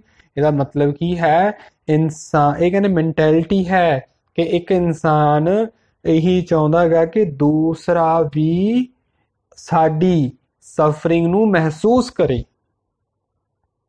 ਇਹ ਚੀਜ਼ ਹਰ ਕੋਈ ਐਕਸਪੈਕਟ ਕਰਦਾ ਹੈਗਾ ਕਿ ਇਹ ਪੋਸੀਬਲ ਹੈ। ਦੇਖ ਸਕਦੇ ਪੋਸੀਬਲ ਹੈ ਜਾਂ ਨਹੀਂ ਹੈ। ਉਸ ਤੋਂ ਬਾਅਦ ਕੀ ਹੈ, used to imagine adventure for myself I invented a life so that I could at least exist somehow once or ever twice I wanted to force myself to fall in love। ਕਹਿੰਦੇ ਮੈਂ ਕੋਸ਼ਿਸ਼ ਕਰਦਾ, ਆਈ use to imagine, ਮੈਂ imagine ਕਰਨ ਦੀ ਕੋਸ਼ਿਸ਼ ਕਰਦਾ ਵੀ ਕਦੇ ਮੈਂ ਕੁਛ ਐਡਵੈਂਚਰ ਕਰਾਂ, ਮੈਂ ਇੱਕ ਅਜਿਹੀ ਜ਼ਿੰਦਗੀ ਇਨਵੈਂਟ ਕੀਤੀ ਤਾਂ ਕਿ ਮੈਂ ਘੱਟੋ ਘੱਟ ਐਗਜ਼ਿਸਟ ਕਰ ਸਕਾਂ। ਉਹ ਅੰਡਰਗਰਾਊਂਡ ਰਹਿ ਰਿਹਾ ਹੈਗਾ, ਉਹਨੂੰ ਲੱਗਦਾ ਵੀ ਅੰਡਰਗਰਾਊਂਡ ਰਹਿ ਕੇ ਮੈਂ ਇੰਡੀਪੈਂਡੈਂਟ ਹੈਗਾ, ਮੈਂ ਆਜ਼ਾਦ ਹੈਗਾ, ਘੱਟੋ ਘੱਟ ਮੈਨੂੰ ਲੋਕਾਂ ਦੇ ਅਕੋਰਡਿੰਗ ਕੰਮ ਨਹੀਂ ਕਰਨਾ ਪੈ ਰਿਹਾ, ਸਿਸਟਮੈਟਾਈਜ਼ ਨਹੀਂ ਰਹਿਣਾ ਪੈ ਰਿਹਾ, ਜੋ ਕੁਛ ਮੈਨੂੰ ਠੀਕ ਲੱਗਦਾ ਕਰ ਰਿਹਾ ਹੈਗਾ, ਚਾਹੇ ਮੈਂ ਕਿਸੇ ਨੂੰ ਤੰਗ ਕਰ ਰਿਹਾ ਹੈਗਾ ਚਾਹੇ ਨਹੀਂ ਕਰ ਰਿਹਾ ਹੈਗਾ। ਤਾਂ ਇੱਥੇ ਕੀ ਹੈਗਾ, ਉਹ ਕਹਿੰਦਾ ਮੈਨੂੰ ਐਂ ਤਾਂ ਲੱਗਦਾ ਘੱਟੋ ਘੱਟ ਵੀ ਮੈਂ ਜ਼ਿੰਦਗੀ ਜਿਉਣ ਦੀ ਕੋਸ਼ਿਸ਼ ਕਰ ਰਿਹਾ ਹੈਗਾ, ਮੈਂ ਆਪਣੇ ਆਪ ਨੂੰ ਘੱਟੋ ਘੱਟ ਐਗਜ਼ਿਸਟ ਕਰਨ ਦੀ ਕੋਸ਼ਿਸ਼ ਤਾਂ ਕਰ ਰਿਹਾ, ਕਿਵੇਂ ਵੀ ਕਰਾਂ। ਮੈਂ ਕਹਿੰਦਾ ਜੇ ਮੈਂ ਇੱਕ ਦੋ ਵਾਰੀ ਮੈਂ ਆਪਣੇ ਆਪ ਨੂੰ ਪਿਆਰ ਕਰਨ ਦੀ ਕੋਸ਼ਿਸ਼ ਵੀ ਕੀਤੀ ਹੈ ਕਿਸੇ ਦੇ ਨਾਲ, ਮੈਨੂੰ ਕਿਸੇ ਨਾਲ ਪਿਆਰ ਹੋਵੇ ਇੱਕ ਜਾਂ ਦੋ ਵਾਰੀ ਧੱਕੇ ਨਾਲ, ਪਰ ਮੈਨੂੰ ਪਤਾ ਲੱਗਿਆ ਕਿ ਮੈਂ ਨਹੀਂ ਕਰ ਸਕਦਾ। ਉਸ ਤੋਂ ਬਾਅਦ ਕੀ ਗੱਲ ਕਰਦਾ, ਕਦੇ ਇੱਕ ਇਨਸਾਨ ਹਮੇਸ਼ਾ ਕੋਸ਼ਿਸ਼ ਕਰਦਾ ਹੈਗਾ ਕਿ ਮੈਂ ਸਫਰਿੰਗ ਤੋਂ ਦੂਰ ਹੋ ਜਾ, ਪਰ man will never avoid true suffering. ਪਰ ਕਹਿੰਦਾ ਇਨਸਾਨ ਕਦੇ ਸਫਰਿੰਗ ਤੋਂ ਦੂਰ ਹੋ ਹੀ ਨਹੀਂ ਸਕਦਾ। ਕਿਉਂ? ਕਿਉਂਕਿ ਜਿਹੜੀ ਜ਼ਿੰਦਗੀ ਹੈ ਇਹੀ ਸਫਰਿੰਗ ਹੈ, ਜ਼ਿੰਦਗੀ ਆਪਣੇ ਆਪ ਦੇ ਵਿੱਚ ਹੀ ਸਫਰਿੰਗ ਹੈਗੀ। ਨੈਕਸਟ ਉਹਦਾ ਫੰਡਾਮੈਂਟਲ ਹੈ, ਜੋ ਉਹਦਾ ਕਨਸੈਪਟ ਹੈ, that is paralysis of conscious man. ਉਹ ਕਹਿੰਦਾ ਵੀ ਜਿਹੜਾ ਇੱਕ ਇਨਸਾਨ ਹੈ ਨਾ, ਇੱਕ ਕੌਨਸ਼ੀਅਸ ਮੈਨ ਹੈ ਜਿਹਨੂੰ ਪਤਾ ਹੈਗਾ ਮੈਂ ਕੀ ਕਰਨਾ, ਕਿਹੜੇ ਮਾਹੌਲ 'ਚ ਕੀ ਕਰਨਾ ਹੈਗਾ, ਕਹਿੰਦੇ ਉਹ ਆਪਣੇ ਆਪ ਦੇ ਵਿੱਚ ਇੱਕ ਪੈਰਾਲਿਸਿਸ ਇਨਸਾਨ, ਇੱਕ ਮਰੇ ਹੋਏ ਇਨਸਾਨ ਦੇ ਵਾਂਗ ਹੁੰਦਾ ਹੈਗਾ, ਉਹਦੀ ਆਪਣੀ ਕੋਈ ਆਜ਼ਾਦੀ ਹੀ ਨਹੀਂ ਹੁੰਦੀ। ਠੀਕ ਹੈ ਜੀ, ਕਿਉਂਕਿ ਜਦੋਂ ਉਹਨੂੰ ਕੌਨਸ਼ੀਅਸਨੈਸ ਪੂਰੀ ਹੁੰਦੀ, ਉਹਨੂੰ ਪਤਾ ਸੁਚੇਤ ਹੁੰਦਾ ਹੈਗਾ, ਤਾਂ ਇਹ ਸਮਝੋ ਕਿ ਉਹ ਹਮੇਸ਼ਾ ਆਪਣੇ ਹੀ ਕੈਰੈਕਟਰ ਦੇ ਨਾਲ ਲੜਦਾ ਰਹਿੰਦਾ ਹੈਗਾ। ਇੰਟੀਰੀਅਰ ਤੇ ਇੰਟਰਨਲ ਤੇ ਐਕਸਟਰਨਲ ਕਨਫਲਿਕਟ ਹੁੰਦਾ ਰਹਿੰਦਾ ਲਗਾਤਾਰ ਉਹਦੇ ਵਿੱਚ। ਜਿਵੇਂ ਹੁਣ ਆਪ ਹੀ ਗੱਲ ਕਹਿੰਦਾ, ਉਹਦੇ ਵਿੱਚ ਦੇਖੋ ਇੱਕ ਕੋਟ ਵੀ ਲਿਖੀ ਹੋਈ ਹੈ, to be excessively conscious is to be a disease. ਕਹਿੰਦੇ ਜ਼ਿਆਦਾ ਕੌਨਸ਼ੀਅਸ ਹੋਣ ਦਾ ਮਤਲਬ ਵੀ ਇੱਕ ਬਿਮਾਰੀ ਵਾਂਗ ਹੀ ਹੈਗਾ। ਠੀਕ ਹੈ ਜੀ।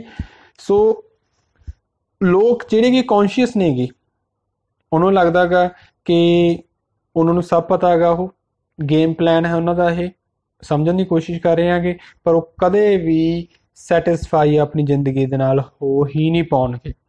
ਅਸਲ ਦੇ ਵਿੱਚ ਨਾ ਉਸ ਪਰਸਨ ਦਾ ਜਾਂ ਉਹਨਾਂ ਦਾ ਜਿਹੜਾ ਗੁੱਸਾ ਹੁੰਦਾ ਹੈਗਾ, ਉਹਨਾਂ ਨੂੰ ਇਹ ਨਹੀਂ ਪਤਾ ਹੁੰਦਾ ਵੀ ਉਹ ਕਿਸ ਗੱਲ ਤੇ ਗੁੱਸੇ ਹੁੰਦੇ ਨੇ, ਉਹ ਇਸ ਗੱਲ ਦੇ ਉੱਪਰ ਹੀ ਗੁੱਸੇ ਹੁੰਦੇ ਨੇ, ਉਹਨਾਂ ਨੂੰ ਇਹੀ ਨਹੀਂ ਪਤਾ ਕਿ ਉਹ ਗੁੱਸੇ ਕਿਸ ਤੇ ਨੇਗੇ। ਉਹ ਇਹੀ ਚੀਜ਼ ਸਾਡੀ ਹੈਗੀ, ਸਾਨੂੰ ਇਹੀ ਨਹੀਂ ਪਤਾ ਹੁੰਦਾ ਗਾ ਕਿ ਸਾਨੂੰ ਚਾਹੀਦਾ ਕੀ ਹੈ, ਸਾਨੂੰ ਇਹੀ ਨਹੀਂ ਪਤਾ ਹੁੰਦਾ ਗਾ ਕਿ ਮੈਂ ਨਾਰਾਜ਼ ਤਾਂ ਹੈਗਾ ਗਾ, ਪਰ ਮੈਂ ਕਿਹੜੀ ਗੱਲ ਦੇ ਉੱਪਰ ਨਾਰਾਜ਼ ਆਂਗਾ। ਇਸੇ ਗੱਲ ਦੀ ਸਾਨੂੰ ਨਾਰਾਜ਼ਗੀ ਹੁੰਦੀ ਹੈਗੀ ਕਿ ਮੈਨੂੰ ਇਹੀ ਨਹੀਂ ਪਤਾ ਲੱਗ ਰਿਹਾ ਕਿ ਮੈਂ ਕਿਸ ਗੱਲ ਦੇ ਉੱਪਰ ਨਾਰਾਜ਼ ਹਾਂ। ਸੋ ਲਾਸਟ ਵਿੱਚ ਉਹ ਗੱਲ ਕੀ ਕਹਿ ਰਿਹਾ ਹੈਗਾ, ਇੱਕੋ ਹੀ ਟ੍ਰਿਕ ਦੱਸ ਰਿਹਾ ਹੈਗਾ ਤੇ ਕਿਵੇਂ ਬਚਣਾ, ਕਿ the best thing is to do nothing, ਕੁਛ ਵੀ ਨਾ ਕਰੋ, ਜੋ ਜਿਵੇਂ ਹੋ ਰਿਹਾ ਹੈਗਾ ਹੋਣ ਦਿਓ। ਮੀਨਸ ਇਨਐਕਟਿਵ ਹੋ ਜਾਓ, ਇਨਰਸ਼ੀਆ ਲੈ ਕੇ ਆਵੋ, ਕਿ ਤੁਸੀਂ ਜ਼ਿਆਦਾ ਕੌਨਸ਼ੀਅਸ ਨਾ ਹੋ। ਸੋ ਇਹ ਜੋ ਫਸਟ ਪਾਰਟ ਸੀਗਾ ਅੰਡਰਗਰਾਊਂਡ ਦੇ ਕੁਛ ਕੁ ਕੌਨਸੈਪਟ ਸੀਗੇ, ਔਰ ਹੁਣ ਆਪਾਂ ਇਹਦੇ ਵਿੱਚ ਜੋ ਸੈਕਿੰਡ ਪਾਰਟ ਹੈ ਉਹਦੀ ਗੱਲ ਕਰਾਂਗੇ, apropos of the wet snow.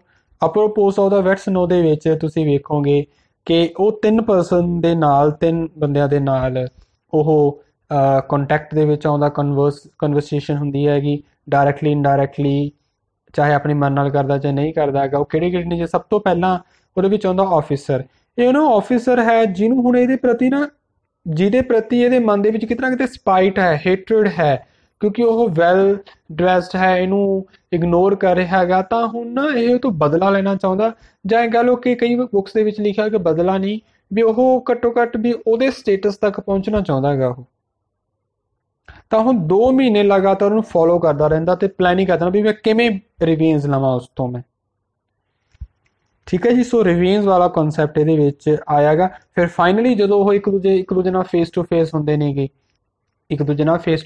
ਨੇਗੇ, ਤਾਂ ਫਿਰ ਵੀ ਜਿਹੜਾ ਆਫਿਸਰ ਹੁੰਦਾ ਹੈਗਾ ਇਸ ਨੂੰ ਕੀ ਕਰ ਜਾਂਦਾ, ਇਗਨੋਰ ਕਰਕੇ ਨਿਕਲ ਜਾਂਦਾ। ਇਹਦੇ ਮਨ ਦੇ ਵਿੱਚ ਫਿਰ ਕੀ ਹੁੰਦਾ ਹੈਗਾ, ਸਪਾਈਟ ਭਰ ਜਾਂਦੀ ਹੈਗੀ, ਹੇਟਰਡ ਮਨ ਦੇ ਵਿੱਚ ਆ ਜਾਂਦੀ ਹੈ ਕਿ ਇਹ ਆਪਣਾ ਬਦਲਾ ਨਹੀਂ ਲੈ ਸਕਿਆ ਹੈਗਾ। ਤੇ ਇਹਦੇ ਵਿੱਚ ਇਸ ਐਕਸ਼ਨ ਦੇ ਵਿੱਚ ਅਸੀਂ ਵੇਖ ਸਕਦੇ ਹਾਂਗੇ ਕਿ ਉਹ ਇਕਾਂਤ ਮਹਿਸੂਸ ਕਰ ਰਿਹਾ ਹੈਗਾ, ਉਹ ਅੰਡਰਗਰਾਊਂਡ ਰਹਿ ਰਿਹਾ ਹੈਗਾ, ਉਹ ਇਕੱਲਾ ਰਹਿ ਰਿਹਾ ਹੈਗਾ ਤੇ ਉਹ ਹਮੇਸ਼ਾ ਸਾਰੀ ਉਮਰ ਤੱਕ, ਹੁਣ ਤੱਕ ਉਹ ਹਮੇਸ਼ਾ ਇਕੱਲਾ ਰਿਹਾ ਹੈਗਾ। ਉਹ ਕਿਸੇ ਨਾਲ ਕੰਟੈਕਟ ਦੇ ਵਿੱਚ ਨਹੀਂ ਰਹਿ ਸਕਿਆ ਹੈਗਾ, ਪਿਆਰ ਦੇ ਵਿੱਚ ਨਹੀਂ ਰਹਿ ਸਕਿਆ ਹੈਗਾ, ਕੋਈ ਦੋਸਤ ਨਹੀਂ ਹੈ ਉਹਦਾ, ਕੋਈ ਰਿਲੇਟਿਵ ਨਹੀਂ ਹੈ। ਆਪਾਂ ਪਿੱਛੇ ਹੁਣੇ ਪੜ੍ਹ ਕੇ ਆਏ ਹਾਂਗੇ ਕਿ ਉਹ ਖੁਦ ਕਹਿੰਦਾ ਕਿ ਮੈਂ 1-2 ਵਾਰੀ I tried to force myself to fall in love but unable to do so। ਮੈਂ ਕੋਸ਼ਿਸ਼ ਕੀਤੀ ਸੀਗੀ 2-3 ਵਾਰੀ ਆਪਣੇ ਆਪ ਨੂੰ ਪਿਆਰ ਵਿੱਚ ਪਾਉਣ ਦੀ, ਬਟ ਕੁਝ ਵੀ ਨਹੀਂ ਹੋ ਸਕਿਆ। ਠੀਕ ਹੈ ਜੀ। ਸੋ ਇਸ ਤੋਂ ਬਾਅਦ ਕੀ ਹੈ, ਵੈਰਕਵ ਦੇ ਨਾਲ ਆਉਂਦਾ ਹੈਗਾ, ਉਹਦਾ ਕਾਊਂਟਰ ਹੁੰਦਾ ਹੈਗਾ। ਸੋ ਵੈਰਕਵ ਕੌਣ ਹੈਗਾ ਅਸਲ ਦੇ ਵਿੱਚ? ਇਸ ਪਾਰਟ ਦੇ ਵਿੱਚ ਅੰਡਰਗਰਾਊਂਡ ਮੈਨ ਦੇ ਜੋ ਸਕੂਲ ਮੇਟਸ ਨੇਗੇ ਉਹਨਾਂ ਵਿੱਚੋਂ ਇੱਕ ਦਾ ਨਾਮ, ਜਿਹਦਾ ਨਾਮ ਵੈਰਕਵ ਹੁੰਦਾ ਹੈਗਾ, ਉਹ ਹੁਣ ਆਫਿਸਰ ਬਣਨ ਜਾ ਰਿਹਾ। ਉਹਦੀ ਫੇਅਰਵੈਲ ਪਾਰਟੀ ਹੈ ਤਾਂ ਇਹ ਉੱਥੇ ਅਨਇਨਵਾਈਟਡ ਚਲਾ ਜਾਂਦਾ, ਉਹਨੂੰ ਕੋਈ ਇਨਵਾਈਟ ਨਹੀਂ ਕਰਦਾ ਕਿਉਂਕਿ ਕੋਈ ਵੀ ਇਸਨੂੰ ਪਸੰਦ ਨਹੀਂ ਕਰਦਾ ਹੈਗਾ। ਹੁਣ ਸਿਮੀਨਵ ਹੁੰਦਾ ਹੈਗਾ ਤੇ ਉਹਦੇ ਹੋਰ ਸਕੂਲ ਮੇਟਸ ਉੱਥੇ ਮਿਲਦੇ ਨੇਗੇ, ਉੱਥੇ ਕੋਈ ਇਹਨੂੰ ਪਸੰਦ ਨਹੀਂ ਕਰਦਾ। ਇਹ ਉੱਥੇ ਜਾ ਕੇ ਵੀ ਕੀ ਕਰਦਾ ਹੈਗਾ, ਸਭ ਦੇ ਉੱਪਰ ਆਪਣੀ ਧੌਂਸ ਜਮਾਉਣ ਦੀ ਕੋਸ਼ਿਸ਼ ਕਰਦਾ ਹੈਗਾ, ਸਭ ਨੂੰ ਆਪਣੇ ਅੰਡਰ ਕਰਨ ਦੀ ਕੋਸ਼ਿਸ਼ ਕਰਦਾ ਹੈਗਾ, ਪਰ ਕੋਈ ਇਸ ਨੂੰ ਪਸੰਦ ਨਹੀਂ ਕਰਦਾ। ਤੇ ਇਹ ਗੱਲ ਕਰਨ ਤੋਂ ਪਹਿਲਾਂ ਇੱਕ ਚੀਜ਼ ਹੋਰ ਸੀਗੀ ਕਿ ਜਦੋਂ ਇੱਥੇ ਜਾਂਦਾ ਨਾ, ਉਹ ਆਪਣੇ ਹੀ ਨੌਕਰ ਅਪੋਲੋ ਦੇ ਰੁਪਈਏ ਲੈ ਕੇ ਜਾਂਦਾ ਹੈਗਾ। ਤੁਸੀਂ ਸਮਝ ਸਕਦੇ ਹੋਗੇ ਕਿ ਉਹ ਆਪਣੀ ਲਾਈਫ ਵਿੱਚ ਆਏ ਕਿਸੇ ਵੀ ਸਿਚੁਏਸ਼ਨ ਨੂੰ ਇਗਨੋਰ ਨਹੀਂ ਕਰਨ ਦਿੰਦਾ। ਮਤਲਬ ਕਿ ਉਹਨੂੰ ਜੋ ਵੀ ਕੋਈ ਚਾਂਸ ਮਿਲਦਾ, ਓਪਰਚੁਨਿਟੀ ਮਿਲਦੀ ਹੈ ਕਿਸੇ ਉੱਪਰ ਧੌਣ ਜਮਾਉਣ ਦੀ, ਉਹ ਉਸਨੂੰ ਜਾਇਆ ਨਹੀਂ ਜਾਣ ਦਿੰਦਾ। ਚਾਹੇ ਉਹਦਾ ਨੌਕਰ ਹੈ, ਚਾਹੇ ਉਹਦੇ ਹੁਣ ਪੁਰਾਣੇ ਕਲਾਸਮੇਟਸ ਨੇਗੇ, ਉਹਦੇ ਫਰੈਂਡਸ ਨੇਗੇ ਉਹਦੇ। ਹੁਣ ਕੋਸ਼ਿਸ਼ ਕਰਦਾ ਹੈਗਾ ਉਹ ਉਹਨਾਂ ਦੇ ਉੱਪਰ ਧੌਣ ਜਮਾਉਣ ਦੀ, ਤੇ ਇਹ ਵੀ ਕਰੇਵ ਕਰਦਾ ਕਿ ਸਾਰੇ ਜਾਣੇ ਮੈਨੂੰ ਪਿਆਰ ਕਰਨ, ਮੈਨੂੰ ਐਡਮਾਇਰ ਕਰਨ, ਪਰ ਕੋਈ ਵੀ ਉਸਨੂੰ ਪਿਆਰ ਨਹੀਂ ਕਰਦਾ ਹੈਗਾ। ਤੇ ਸਾਰੇ ਜਾਣੇ ਕੀ ਹੈ, ਕਿਤੇ ਇੱਕ ਪ੍ਰੋਸਟੀਟਿਊਟ ਹਾਊਸ ਚਲੇ ਜਾਂਦੇ ਨੇ ਤਾਂ ਕਿ ਉੱਥੇ ਇੰਜੋਏ ਕਰ ਸਕਣ। ਉਸ ਤੋਂ ਬਾਅਦ ਕੀ ਹੈ, ਲੀਜ਼ਾ ਆਉਂਦੀ ਹੈਗੀ, ਇਸੇ ਪਾਰਟ ਦੇ ਵਿੱਚ ਹੀ ਹੈਗੀ, ਪਰ ਥਰਡ ਪਰਸਨ ਹੈ ਜਿਹਦੇ ਨਾਲ ਇਹ ਕੰਟੈਕਟ ਦੇ ਵਿੱਚ ਆਉਂਦਾ। ਹੁਣ ਲੀਜ਼ਾ ਦੇ ਨਾਲ ਇਹ ਇੱਕ ਰਾਤ ਸਪੈਂਡ ਕਰਦਾ ਹੈਗਾ, ਨਾਈਟ ਸਪੈਂਡ ਕਰਦਾ ਹੈਗਾ, ਪਰ ਕੀ ਹੁੰਦਾ ਹੈਗਾ, ਉਹ ਰਾਤ ਨੂੰ ਨਾ, ਹੁਣ ਦੇਖੋ ਉਹਨੂੰ ਇੱਕ ਮੌਕਾ ਮਿਲ ਜਾਂਦਾ ਲੀਜ਼ਾ ਦੇ ਉੱਪਰ ਆਪਣੀ ਪਾਵਰ ਨੂੰ ਅਜ਼ਮਾਉਣ ਦਾ, ਵਰਤਣ ਦਾ, ਉਹਨੂੰ ਓਵਰਪਾਵਰ ਕਰਨ ਦਾ, ਓਵਰਕੇਮ ਕਰਨ ਦਾ ਉਸਨੂੰ, ਸੌਰੀ। ਤਾਂ ਹੁਣ ਉਸਨੂੰ ਇੱਕ ਲੰਬੀ ਸਾਰੀ ਮੋਰਲਿਸਟਿਕ ਸਪੀਚ ਦਿੰਦਾ ਹੈਗਾ ਵੀ ਪ੍ਰੋਸਟੀਟਿਊਸ਼ਨ ਦੀ ਸ਼ੇਮ ਦੱਸਦਾ ਹੈਗਾ ਵੀ ਕਿੰਨੀ ਜ਼ਿਆਦਾ ਸ਼ੇਮਫੁਲ ਐਕਟ ਹੈ ਇਹ ਪ੍ਰੋਸਟੀਟਿਊਸ਼ਨ। ਉਹ ਬਹੁਤ ਜ਼ਿਆਦਾ ਨਾ, ਲੜਕੀ ਜਿਹੜੀ ਲੀਜ਼ਾ ਹੁੰਦੀ ਹੈ ਪ੍ਰੋਸਟੀਟਿਊਟ ਤੇ, ਬਹੁਤ ਜ਼ਿਆਦਾ ਇਮੋਸ਼ਨਲ ਹੋ ਜਾਂਦੀ ਹੈ, ਰੋਣ ਲੱਗ ਜਾਂਦੀ ਹੈ। ਇਹਦੇ ਉੱਪਰ ਉਹਨੂੰ ਖੁਸ਼ੀ ਹੁੰਦੀ ਆ ਅੰਦਰੋਂ, ਅੰਡਰਗਰਾਊਂਡ ਮੈਨ ਨੂੰ, ਕਿ ਵੀ ਹਾਂ ਮੈਂ ਤਾਂ ਆਪਣੀ ਜਿਹੜੀ ਤਾਕਤ ਹੈ, ਆਪਣੀ ਪਾਵਰ ਹੈ, ਇਹਦੇ ਉੱਪਰ ਮੈਂ ਯੂਜ਼ ਕਰ ਲਈ। ਤਾਂ ਉਹ ਹੁਣ ਉਹਨੂੰ ਕਹਿੰਦਾ ਤੂੰ ਮੇਰੇ ਕੋਲੇ ਜਸਟ ਲਾਈਕ ਅ ਹੀਰੋ। ਉਹ ਕਹਿੰਦਾ come to me any time for any sort of help. ਤਾਂ ਹੁਣ ਲੀਜ਼ਾ ਤੋਂ ਇੰਨੀ ਜ਼ਿਆਦਾ ਇੰਸਪਾਇਰ ਹੁੰਦੀ ਹੈ, ਸਾਨੂੰ ਬਾਅਦ ਵਿੱਚ ਇਹ ਵੀ ਮਹਿਸੂਸ ਹੁੰਦਾ ਸ਼ਾਇਦ ਲੀਜ਼ਾ ਉਸਨੂੰ ਪਸੰਦ ਕਰਨ ਲੱਗ ਗਈ ਹੈਗੀ। ਤਾਂ ਹੁਣ ਲੀਜ਼ਾ, ਕਿਉਂਕਿ ਹੁਣ ਇਹ ਜਾਣ ਤੋਂ ਪਹਿਲਾਂ ਅੰਡਰਗਰਾਊਂਡ ਮੈਨ ਨੂੰ ਆਪਣਾ ਵਿਜ਼ਿਟਿੰਗ ਕਾਰਡ ਦੇ ਜਾਂਦਾ, ਤਾਂ ਲੀਜ਼ਾ ਪਹੁੰਚ ਜਾਂਦੀ ਹੈ ਉੱਥੇ। ਹੁਣ ਜਦੋਂ ਪਹੁੰਚਦੀ ਹੈਗੀ ਤਾਂ ਅੰਡਰਗਰਾਊਂਡ ਮੈਨ ਬਹੁਤ ਜ਼ਿਆਦਾ ਹਿਊਮੀਲੇਟ ਹੁੰਦਾ, ਬਹੁਤ ਜ਼ਿਆਦਾ ਸ਼ਰਮ ਆਉਂਦੀ ਹੈਗੀ। ਕਿਉਂ? ਕਿਸ ਗੱਲ ਦੇ ਉੱਪਰ? ਕਿਉਂਕਿ ਉਹਦਾ ਜਿਹੜਾ ਘਰ ਹੁੰਦਾ ਬਹੁਤ ਜ਼ਿਆਦਾ ਸ਼ੈਵੀ ਹੁੰਦਾ, ਬਹੁਤ ਜ਼ਿਆਦਾ ਟੁੱਟਿਆ ਫੁੱਟਿਆ ਪੁਰਾਣਾ ਜਿਹਾ ਹੁੰਦਾ ਘਰ, ਤੁਹਾਨੂੰ ਬੜੀ ਸ਼ਰਮ ਮਹਿਸੂਸ ਹੁੰਦੀ ਹੈਗੀ। ਉਹ ਲੀਜ਼ਾ ਨੂੰ ਇੱਥੇ ਵੇਖ ਕੇ ਖੁਸ਼ ਨਹੀਂ ਹੁੰਦਾ ਹੈਗਾ, ਬਹੁਤ ਜ਼ਿਆਦਾ ਗੁੱਸੇ ਹੋ ਜਾਂਦਾ, ਬਹੁਤ ਜ਼ਿਆਦਾ ਹਿਊਮੀਲੇਟ ਹੋ ਜਾਂਦਾ ਹੈਗਾ। ਤੇ ਲੀਜ਼ਾ ਦੇ ਪਹੁੰਚਣ ਤੋਂ ਪਹਿਲਾਂ ਅਪੋਲੋ ਜਿਹੜਾ ਹੁੰਦਾ ਹੈਗਾ, ਸਰਵੈਂਟ ਹੁੰਦਾ ਹੈਗਾ, ਉਹ ਅੰਡਰਗਰਾਊਂਡ ਮੈਨ ਨੂੰ ਦੇ ਉੱਪਰ ਗੁੱਸਾ ਕਰਨ ਦਾ, ਅੰਡਰਗਰਾਊਂਡ ਮੈਨ ਦੇ ਨਾਲ ਲੜ ਰਿਹਾ ਹੁੰਦਾ ਹੈਗਾ, ਤਾਂ ਉਸਨੂੰ ਹੋਰ ਵੀ ਜ਼ਿਆਦਾ ਫੀਲ ਹੁੰਦਾ ਹੈਗਾ। ਤਾਂ ਲੀਜ਼ਾ ਨੂੰ ਬਹੁਤ ਜ਼ਿਆਦਾ ਹਿਊਮੀਲੇਟ ਕਰਦਾ, ਤੇਰਾ ਲੀਜ਼ਾ ਨੂੰ ਬਹੁਤ ਬੁਰਾ ਭਲਾ ਕਹਿੰਦਾ ਹੈਗਾ, ਵਿਚਾਰੀ ਰੋਣ ਲੱਗ ਜਾਂਦੀ ਹੈਗੀ। ਇੱਥੇ ਸਾਨੂੰ ਮਹਿਸੂਸ ਹੁੰਦਾ ਹੈਗਾ ਕਿ it is underground man who needs support and love, not Lisa. ਕਿ ਇੱਥੇ ਲੀਜ਼ਾ ਨੂੰ ਨਹੀਂ, ਬਲਕਿ ਤਾਂ ਹੈਲਪ ਦੀ ਲੋੜ ਤਾਂ ਇੱਥੇ ਕਿਹਨੂੰ ਹੈਗੀ, ਅੰਡਰਗਰਾਊਂਡ ਮੈਨ ਨੂੰ। ਜਦੋਂ ਇੰਨਾ ਬੁਰਾ ਭਲਾ ਕਹਿੰਦਾ ਹੈਗਾ ਤਾਂ ਅੰਡਰਗਰਾਊਂਡ ਮੈਨ ਉਹਨੂੰ ਨਾ 5 ਪਾਉਂਡ ਦਾ ਜਾਂ ਜਿੰਨੇ ਵੀ 5 ਰੂਬਲ ਹੈਗੇ ਜੋ ਉਹਦੀ ਕਰੰਸੀ ਹੁੰਦੀ ਹੈਗੀ ਉਹ ਦਿੰਦਾ ਹੈਗਾ ਤਾਂ ਕਿ ਵੀ ਉਹ ਉੱਥੋਂ ਚਲੀ ਜਾਵੇ। ਉਹ ਗੁੱਸੇ ਦੇ ਵਿੱਚ ਕੀ ਕਰਦੀ ਹੈਗੀ ਲੀਜ਼ਾ, ਆਪਣਾ ਉਹਦੇ ਨੋਟ ਨੂੰ ਸਕਵੀਜ਼ ਕਰਕੇ ਉਹਦੇ ਵਿੱਚ ਹੀ ਮਤਲਬ ਕਿ ਉਹਨੂੰ ਇਕੱਠਾ ਜਾ ਕਰਕੇ ਉਸ ਨੂੰ ਉੱਥੇ ਹੀ ਟੇਬਲ ਦੇ ਉੱਪਰ ਸੁੱਟ ਜਾਂਦੀ ਹੈਗੀ ਤੇ ਚਲੀ ਜਾਂਦੀ। ਸੋ ਇਹ ਸੀ ਅੰਡਰਗਰਾਊਂਡ ਮੈਨ ਦੀ ਇੱਕ ਕ੍ਰਿਟੀਕਲ ਐਪਰੀਸ਼ੀਏਸ਼ਨ ਤੇ ਸਮਰੀ। ਉਮੀਦ ਹੈ ਤੁਹਾਨੂੰ ਸਮਝ ਆ ਗਈ ਹੋਏਗੀ। ਤੇ ਨਹੀਂ ਜੇ ਪਤਾ ਲੱਗ ਰਿਹਾ ਤੁਸੀਂ ਮੈਨੂੰ ਕੋਈ ਮਰਜ਼ੀ ਜੋ ਕੁਐਸਚਨ ਹੈ ਕਮੈਂਟ ਬਾਕਸ ਦੇ ਵਿੱਚ ਕਮੈਂਟ ਕਰਕੇ ਮੇਰੇ ਤੋਂ ਪੁੱਛ ਸਕਦੇ, ਕਿਸੇ ਵੀ ਟਾਈਮ ਪੁੱਛ ਸਕਦੇ ਹੋ ਤੁਸੀਂ, ਤਾਂ ਕਿ ਮੈਂ ਤੁਹਾਡੇ ਨਾਲ ਉਹਦੇ ਵਿੱਚ ਡਿਸਕਸ ਕਰ ਸਕਾਂ। Thank you so much.